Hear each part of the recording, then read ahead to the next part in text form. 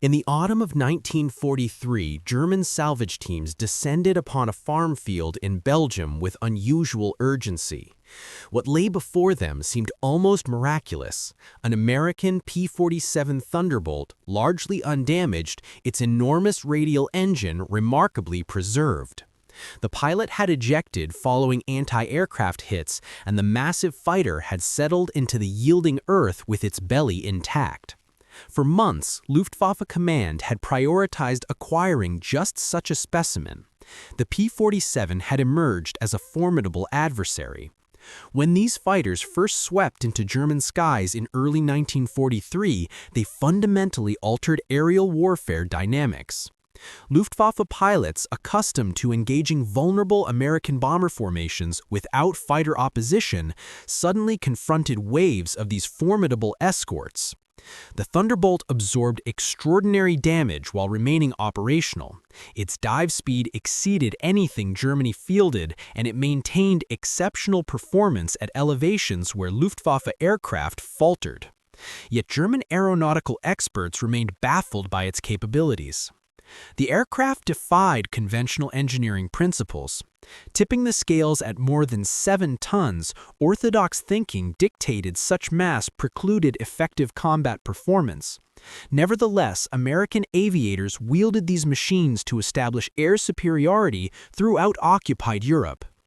Securing an undamaged specimen, particularly with its power plant operational, represented an intelligence breakthrough of paramount significance. Throughout that night, recovery personnel methodically separated wings from fuselage and secured components onto transport vehicles. As dawn approached, the disassembled Thunderbolt began its journey to Rechland, the principal Luftwaffe evaluation center located north of Berlin. This facility served as Germany's primary site for analyzing captured Allied aviation technology, staffed by the nation's premier engineers and test aviators who scrutinized enemy innovations. Among these specialists was senior engineer Klaus Weber, whose career in aircraft powerplant design stretched back to the 1920s. His expertise had contributed to several distinguished German engines, including the Daimler-Benz 601 powering the Messerschmitt 109 and the BMW 801 driving the Focke-Wulf 190. Upon the captured Thunderbolt's arrival at Rechland, Weber received assignment to direct the engine evaluation team. He assembled his most capable engineers, and they approached the aircraft with both professional fascination and national confidence. Whatever American industry had created, German engineering excellence could surely equal or surpass. The Thunderbolt's power plant was Pratt & Whitney's R2800 Double Wasp. Before commencing teardown, its physical dimensions alone commanded respect. 18 cylinders configured in twin banks, each cylinder substantial in size. The engine itself exceeded 2,000 pounds. German radials were more compact by design. The BMW 801 powering the FW190 displaced 41.8 liters. This American installation displaced 45.9 liters and delivered 2,000 horsepower under emergency ratings. The BMW 801 achieved 1,700 horsepower at maximum. Weber's specialists initiated methodical disassembly. Every element received photographic documentation. Comprehensive measurements were recorded. Each component underwent detailed examination. As the investigation progressed, their initial certainty gradually dissolved, supplanted by mounting unease. Initial revelation arrived during supercharger analysis.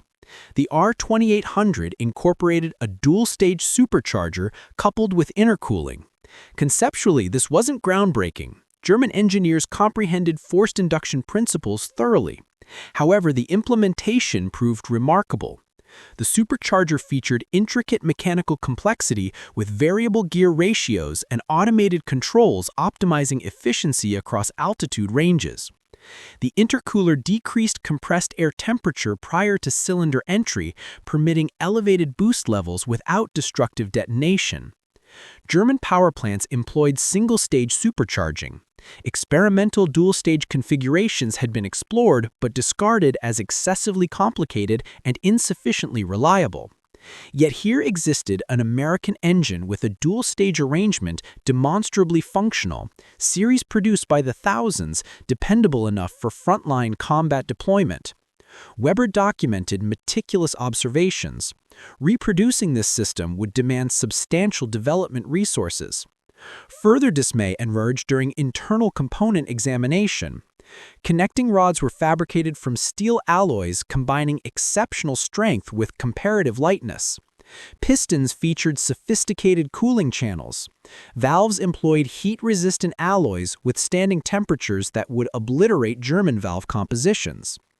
Every element evidenced advanced metallurgical science and precision manufacturing excellence.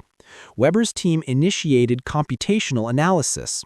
Duplicating this power plant would require Germany to develop new alloys. Several of these alloys demanded materials Germany accessed only limitedly due to Allied naval blockade: chromium, nickel, molybdenum. The Americans deployed strategic materials abundantly, while Germany rationed them stringently. However, the real revelation, the moment Weber experienced genuine foreboding, occurred during manufacturing tolerance examination. Cylinder machining achieved tolerances German mass production installations couldn't consistently replicate. Crankshaft balancing required precision demanding extensive manual fitting in German facilities. Every major assembly demonstrated manufacturing capabilities simply beyond German industrial replication capacity at production scale. This transcended mere engine analysis. It constituted a declaration regarding industrial capacity. The Americans manufactured these power plants by the thousands, each machined to extraordinarily precise tolerances, each incorporating sophisticated alloys and complex systems. And they installed them in fighter aircraft they manufactured exceeding 1,000 monthly by late 1943. Weber convened his analysis team. They assembled in a modest conference space at Rechlin, where he solicited each engineer's evaluation. Could Germany construct an equivalent power plant? The responses proved uniformly discouraging. Theoretically, Germany could probably engineer an equivalent design given adequate time, perhaps 2 years of development. However, that presumed unlimited resources, which Germany lacked. Even successful design completion left mass production as another challenge entirely. The manufacturing precision demanded exceeded most German engine factory capabilities, particularly as Allied bombing operations increasingly disrupted production operations. One of Weber's junior engineers, a young specialist named Friedrich, posed a more fundamental question. Even assuming Germany could somehow replicate the R-2800's design, could they match American production volume? Intelligence assessments indicated Pratt & Whitney manufactured over 2,000 R-2800 engines monthly. Germany's complete aircraft engine production across all categories totaled approximately 3,000 engines monthly, achieved through maximum industrial mobilization. The conference room fell silent. This calculation transformed everything. The issue wasn't merely that Americans had engineered a superior power plant. The critical factor was their capacity to manufacture thousands. The industrial ramifications were staggering. Weber composed his assessment carefully. He documented the R-2800's technical parameters. He acknowledged its sophisticated engineering and advanced materials. He calculated requirements for developing a German counterpart. Then, in a section he recognized would prove controversial, he addressed broader implications. Germany waged industrial warfare against an adversary possessing vastly superior industrial capacity. The R-2800 engine represented manufacturing capabilities Germany simply couldn't replicate. While German engineers created brilliant weapons systems frequently superior to Allied designs in pure performance characteristics, Germany couldn't manufacture them in adequate numbers. The Americans could manufacture sufficiently effective weapons in overwhelming quantities. The assessment ascended through command hierarchy. It reached Gunnar der Luftzeugmeister Erhard Milch, the Luftwaffe's aircraft production chief. Milch reviewed it thoroughly, then summoned Weber to Berlin for personal briefing. The meeting proved tense. Milch demanded confirmation of Weber's conclusions. Could Germany genuinely not match this engine? Weber maintained his analysis. Germany could eventually match the design, but matching American production capacity proved impossible given existing resources. The Americans accessed unlimited raw materials, a vast skilled labor force, and industry complexes untouched by aerial bombardment. Germany fought across multiple theaters, endured sustained Allied bombing, and confronted chronic strategic material shortages. Milch dismissed Weber, but the engineer observed the calculation occurring behind the general's expression, the identical calculation occurring in Weber's thoughts. If Americans could manufacture engines of this caliber in such volume, what else could they produce? How many aircraft? How many armored vehicles? How many naval vessels? The captured Thunderbolt eventually underwent flight testing by Luftwaffe aviators at Rechlin.